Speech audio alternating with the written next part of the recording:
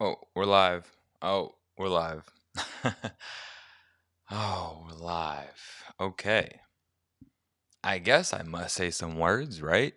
11381. I can't even count. I don't even know how many.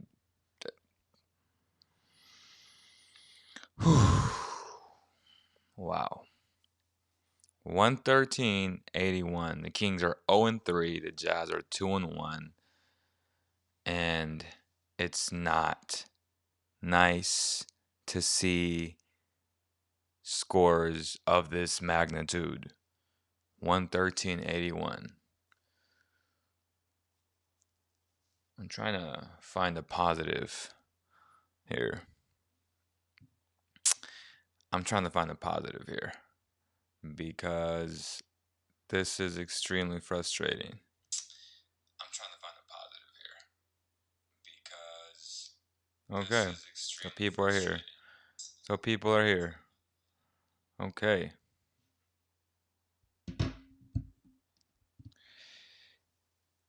Before I get on my rant, this post-game show, this angry post-game show is presented by Climb Society Folsom.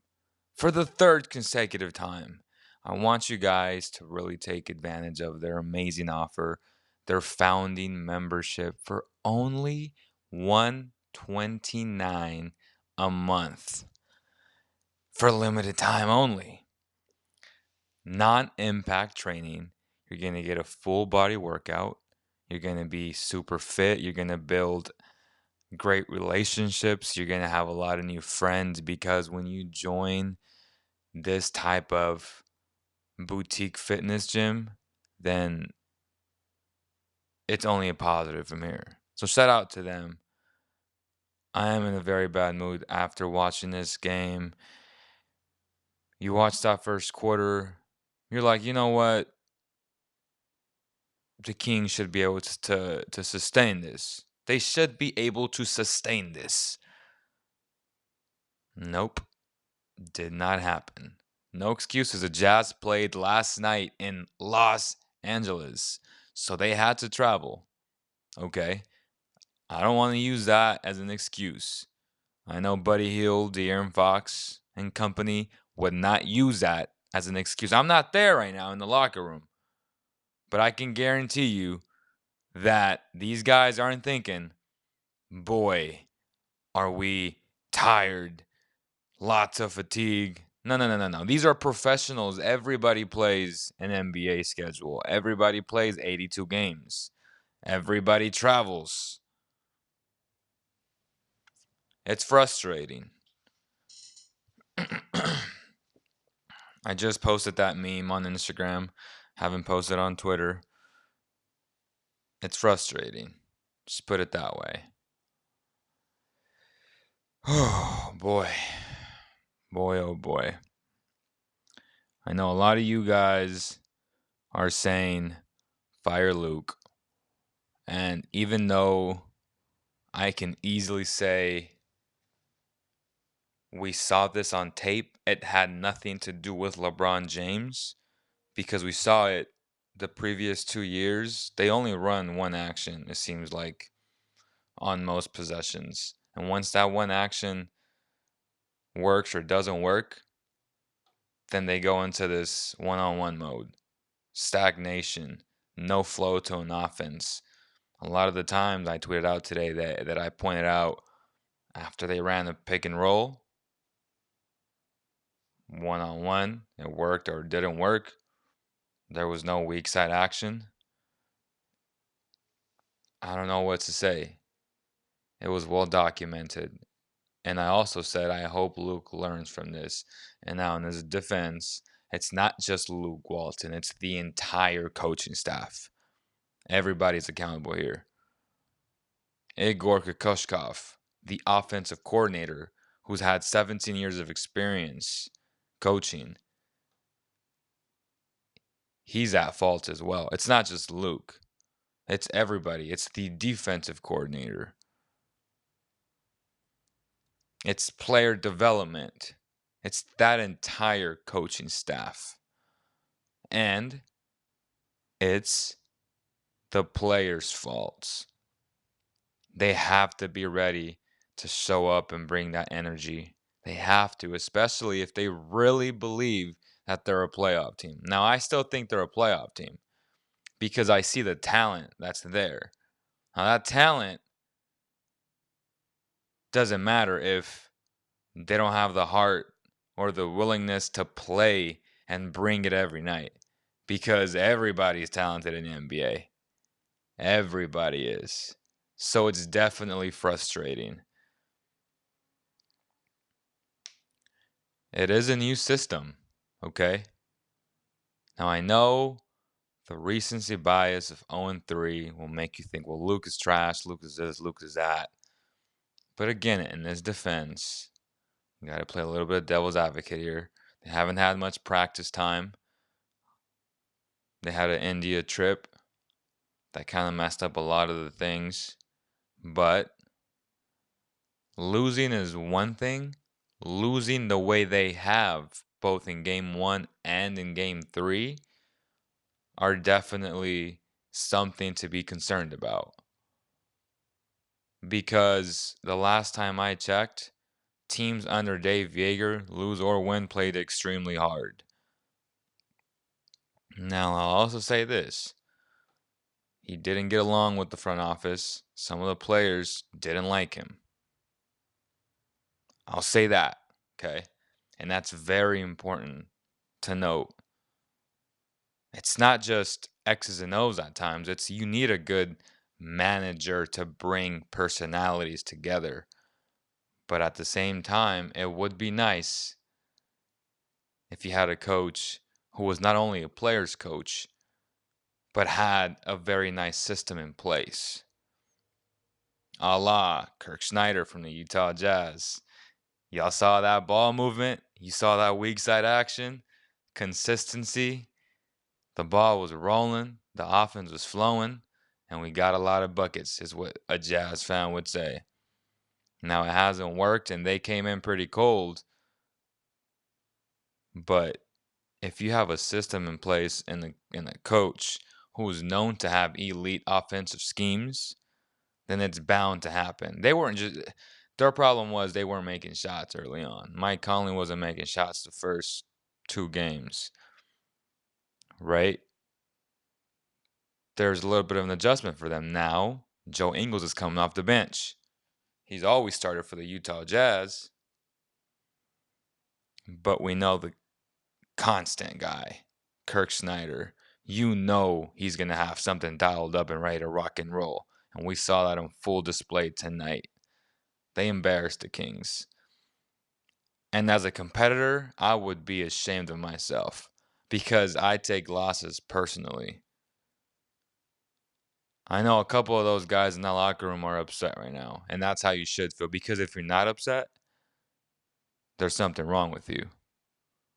If you don't care, if you're out there smiling, giggling, like this is a game, which it is a game, but if you're not angry as a basketball player, as a Kings basketball player, then shame on you. Shame on you because there are millions of Kings fans cheering you on, spending money to watch a positive product on the floor. That hasn't happened this season. It's only 3 games. But they need to improve ASAP. Enough is enough. They need to win on Monday. They need to win on Wednesday. And they need to win on Friday. They need a 3-game winning streak to get back to 500. Is it possible? I believe it is. They need to go back, watch a ton of film. They need to slide their feet better. They're getting beat off the dribble way too easily. Not having Bagley isn't an excuse. Next man up mentality. This is the NBA. Everybody goes down. You need to have pride and play to the level of expectations. This season, they need to win and make the playoffs. They need to. Now, what are people saying? What are people saying?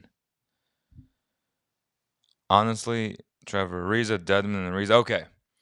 Dwayne Dedmon actually had a very good first half, I would say. 11 points, 7 turnovers, 6 rebounds, but he was active, and you saw what he could potentially be today. He extended the floor. He was active on the glass. He was active defensively. He had a lot of deflections. That's the Dedmon that I thought the Kings would get. But you've seen a lot of bad Dedmon too. The lethargic Dedmon, the Dedmon that continues to pass to I don't know who. I don't know what's wrong with his eye coordination, but they need to fix something there. He's not passing the ball very well, and it bugs me. Something needs to change. He cannot have 7 turnovers as a center. As a center, okay?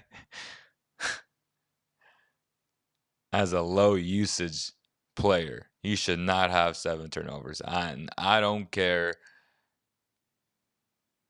if you played in garbage time or if you didn't. As a center and as a low usage basketball player, you should not have 7 turnovers in a game. I'm just saying, okay? He led the team on scoring today with 11 points. By the way, they had 81 points, which is pretty embarrassing. Yeah.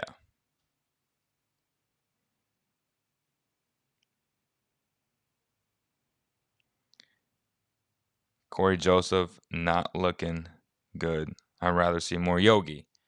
Now, we had this conversation yesterday with my guy, Richard from STR, and John from 10th year seniors with E-Man. I see the pros and cons to both. Yogi is analytically bad on defense, but I feel like when he goes into the game, he brings that energy. He is definitely a guy that you have to watch on the perimeter because he can shoot the rock. He can shoot the rock. Corey Joseph is a different story. He can do everything well except shoot, which sometimes may not. What's the word I'm looking for?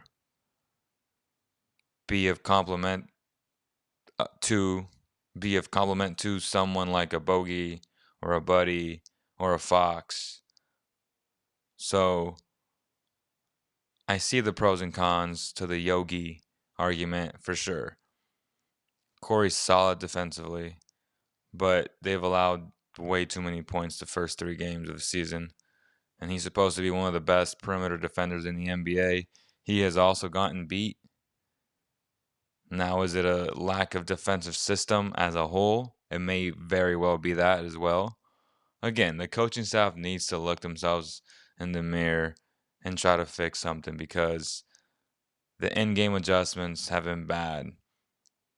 I've briefly gone over the offensive scheme. It's terrible. Just a lot of things.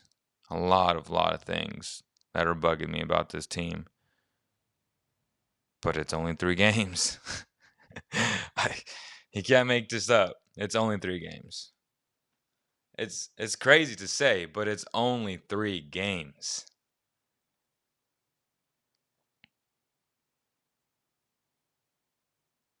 Teams bad is hard to watch them take 2 steps back from last year. Bad coaching change will cost the Kings this season.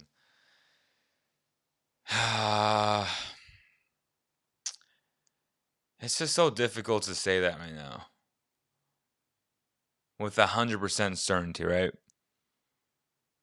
Like I want to say, because my ego is saying that, like, oh, they should have gave Dave, which I said plenty of times. And then I try to buy into it myself, right? Telling myself, hey, players love Luke. The media loves Luke. And he's been amazing to us. I'm just saying. He's been great. But it comes down to victories on the floor. And right now there's a lot of frustration boiling up. Let's hope they don't start 0-4. Let's hope they don't start 0-6, 0-7. because then you start doubting yourself. Right now, they're still fine. It's 3 games. I can guarantee you that. But it's definitely concerning when you think about the ramifications of going 0-4, 0-5, 0-6. Because that's very possible if they play this way. The Charlotte Hornets will beat them if they play this way. I'm just saying. They need to step it up. They need to have that sense of urgency Monday night, 7 p.m. tip off. They need to have that sense of urgency. You cannot fall to 0-4. You can't do it. I've seen it happen to great teams like the Houston Rockets. Even the Utah Jazz have started off bad. But these are good teams that have been together for years. Continuity. Something the Kings don't have.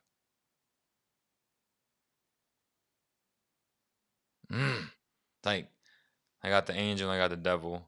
The devil is the impatient fan that says, Luke this, Luke that, coaching staff this, coaching staff that. And the angel is like the sense of patience, and it's a sense of, hey,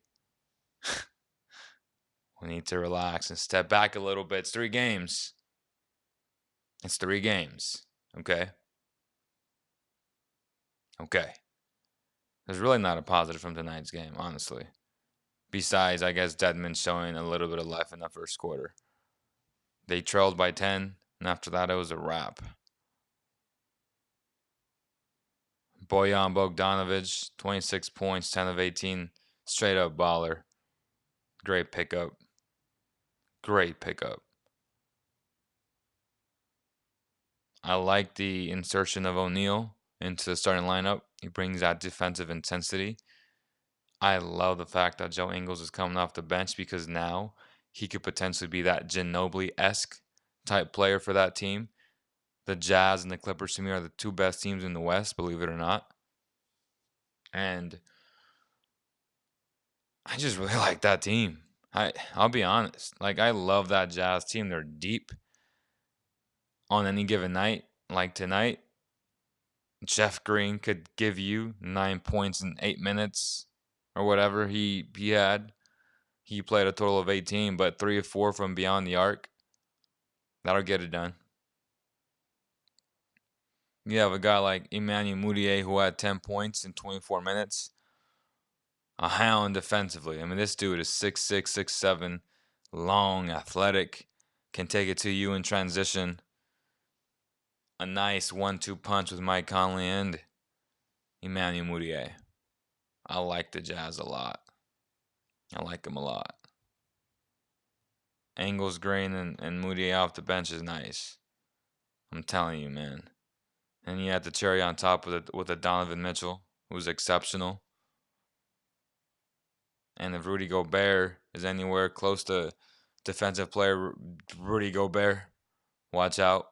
I'm just saying. He is unplayable in the playoffs, but if they don't face the Rockets, who knows? It's just the Rockets is just their kryptonite because they just can't handle it with James Harden. But, man, this team is good. And Mike Conley hasn't even reached what he can. Mike Conley has struggled. This team is good.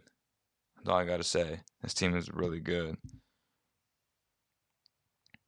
Alex, the Kings fan, says LeBron makes a whole new team each year and they don't suck. We still have key pieces from last year, but somehow can't play defense and cause more turnovers. Our assist to turnover ratio sucks. A lot of turnovers, which leads to a lot of bad transition defense. No question about it. It's tough. It's tough watching this right now. The only positives was last night. At home opener. First half was good. They had some moments in the third quarter, got it down to 1 point, got it down to 5 points in the fourth. But then Damian Lillard said, you know what time it is. You know what time it is. Okay? And he took over. The greatness of a Damian Lillard cannot be denied. 35 points. Holla at me. But, again, cannot turn the ball over and expect to win basketball games. You cannot run one offensive play per possession. Now, I don't know the numbers. I'm going to look very deep at B-Ball Index after this, and I'll have some numbers after. This is just a reaction, essentially, of what we saw today. It's tough. It's really tough right now. But it's only 3 games. Scoreboards from tonight. The Raptors win. Cleveland beat Indiana. Surprising. Boston beat New York. We knew that. Atlanta beat Orlando. A little bit shocking, but Atlanta's on the come up. San Antonio escaped with the 2-point win. Philadelphia beat Detroit. Miami beat Milwaukee. Wow. 131-126 in overtime. That's interesting. Okay. That is your scoreboard. That's your scoreboard.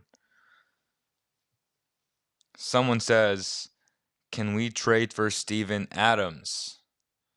Steven Adams, at what expense? I would not give up Bogdanovich, because if you give up your secondary playmaker, you're going to be terrible off the bench. I mean, it's going to be bad. If you think it's bad now, if that happens, it's going to be really bad. And I don't want to hear the Kings say, well, we can trade him for Rashawn Holmes, or we can trade him for Deadman. No. Do you know who runs that organization? Mr. Presti does. And you know what type of trades he gets? He gets a lot of value off his players. He's not going to give up Steven Adams for just nothing, essentially. He wants Bogdanovich on that team. And I'm not willing to give it to him for Steven Adams. As much as I like Steven Adams and that humongous contract he got on him,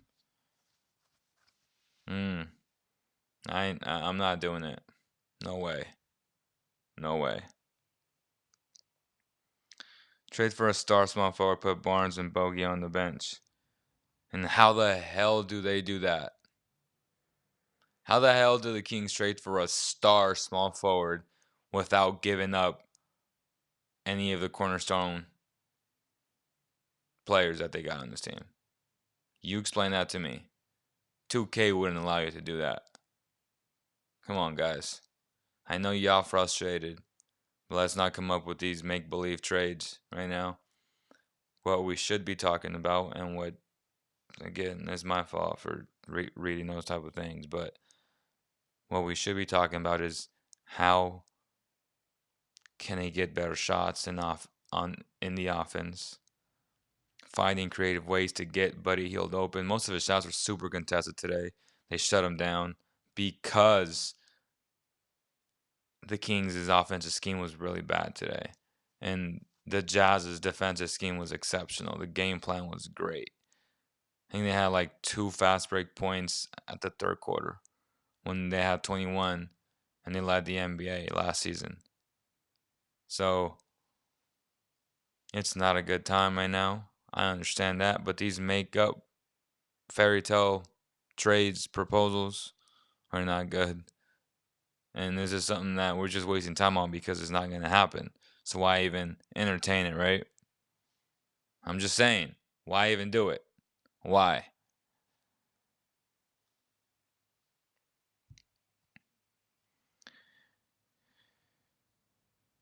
NBA Highlight says, we'll be above 500 soon. We're going to beat Denver, and we play the Hornets and Knicks next week. That's some positive. I like NBA Highlights. He's bringing the positivity back. Look at the JoJo. The Juju's is coming back. Okay, NBA Highlights. I see you. Draft picks, Giles, anything is possible. I'm optimistic, man. Not my fault if you aren't. Well, Dame Piper, no one's gonna want Harry Giles. Nobody wants Harry Giles, and that's my guy. But I'm keeping it real. He's injured. No one's gonna trade for an injured big man who's had 3 knee surgeries. You're not. You're not gonna get a star small forward on this team. via trade this year, unless you're willing to give up Fox or Bagley. You're just not. It's a pipe dream.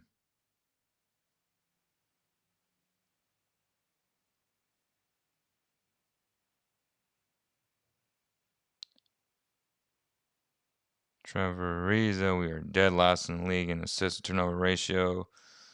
5th best. Things haven't been the same ever since the trade deadline last season. We need to communicate better on defense. Hope we get a good run. We head east. When we head east, I guess he's saying. Don Mitchell says, "Love from Louisiana. Appreciate you, my brother. You already know." Looking like I'm on a hunchback and stuff, huh? Like my back hurts. Did I tell you guys that I went to the ER on last Friday?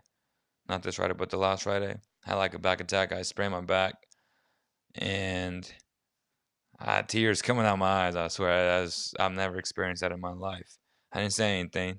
That was my second time in the ER visit in 4 months. Obviously, the first one with my ankle sprain, right? When I had a level 4 high ankle sprain, I tore some ligaments in there. It's been a rough 4 months for me, but you can't keep me off the floor. And it's just like when you love something, you just do it. And that love that I got for basketball, that same love needs to be applied, and it needs to be in every one of those 14, 15 players on that Kings roster, because if they don't love the game that way, if they don't care, and I know for a fact that Buddy does, then you're not going to win basketball games, because you're not willing to make the sacrifices necessary to win basketball games. You're willing to be mediocre because you're willing to be average, because you're willing to not put the work in. It's tough. It's tough. Can we give Buddy more shots, please? And that's what we're talking about. We need to get him better shots. The way Kirk Snyder elevates his players, and especially Donovan Mitchell, he finds creative ways, offensive sets to get him open. A lot of weak side action, a lot of screen play, a lot of downside screens. We need to add more than just a pick and roll, because these teams are just too good, too athletic, especially the Jazz defensively. You can't just run the pick and roll and just go. You can't. You can't. If you do, you're going to get these type of results. You need to keep running your offense, man. You need to keep doing it.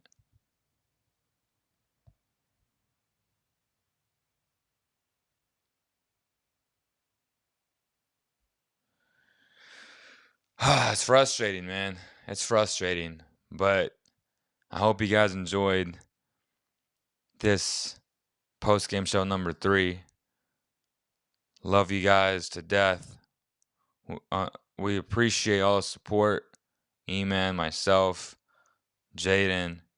Shout out to my guy, man. He's doing a great job with the memes and trying to spark some laughs, because this ain't funny. But we're trying to find a way to make y'all laugh, at least for a little bit, because if this continues, this is gonna get old, right? This is gonna get old, but hopefully they come back on Monday with vengeance and take care of business. They got to take care of business on Monday. I don't care who the hell it is, if it's the Nuggets or if it's the Warriors or if it's the old Warriors with KD, if it's the Lakers, if it's the Clippers. You got to win that game. You got to win that game. There needs to be that sense of urgency. Ankle update, it hurts. But if I can be out there, I'm still out there. I can still shoot lights out. No question about it. I am a sniper. I can tell you that. Look you in the eye and tell you that for a fact. Like, you know that I can't drive because I can't explode off of it yet. Yet you guard my shot. Yet I still get off my shot because it's a quick release.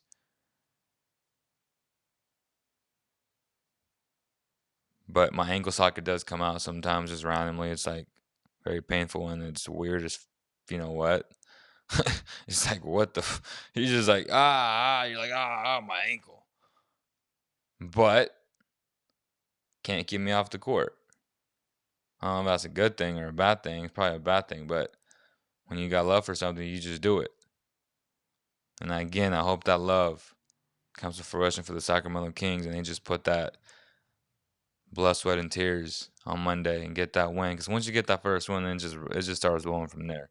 That's gonna do it, y'all, man. Appreciate all the support. Thank you guys so much. Make sure to subscribe to his YouTube channel. Share with Utah Jazz fans. Y'all is great, by the way. Your team is amazing. Share with NBA fans, but especially share with Kings fans. Let's make this a thing after every game. I wasn't gonna do it because I was so mad, but I mean it's kind of technically my job to do it, right? But it's just I'm just frustrated, just as much as you guys are, because I'm seeing all these easy fixes in an offense, little tweaks here, little tweaks there that aren't being adjusted, and you get these type of results. But again, it's only 3 games, hoping that they learn from their mistakes and they bring it on Monday. I'm going to upload this audio version on iTunes as well. Hopefully you guys can drop a review. Would really appreciate it. And don't forget to get your founding membership, Climb Society Folsom. Soft opening potentially November 1st. And then after that, y'all can go ahead and join an awesome society. It's going to be fun, y'all. I promise you that. It's going to be really fun. There's going to be, I don't know if I should tell you guys yet. There's a big surprise besides the tower. There's something else in there that's game changing. But I can say it, but I don't want to say it because there's a video coming out with the surprise essentially. But again, thank you guys so much, and I'll see you guys on the next one.